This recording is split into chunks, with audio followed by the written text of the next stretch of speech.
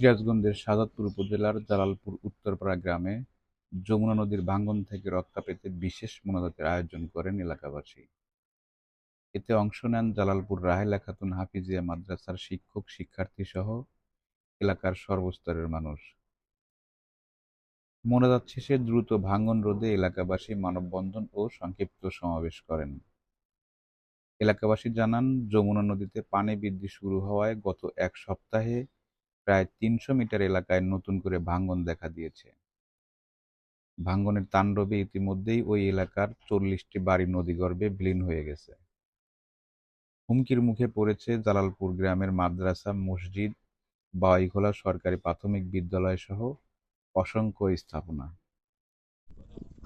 আল্লাহ নদী ভাঙ্গনের কাজকে অগ্রগতি করার তৌফিক দেন।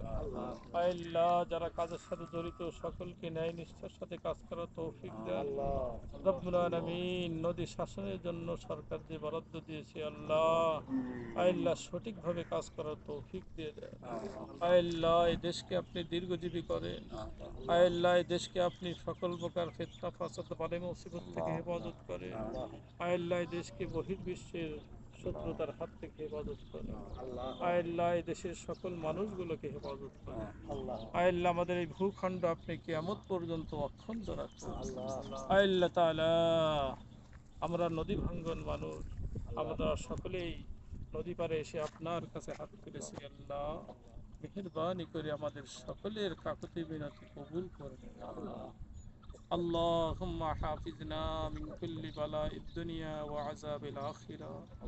اللهم حاسبني حسابا يسيرا. صلى الله على خير خلقه محمد وآله وصحبه أجمعين.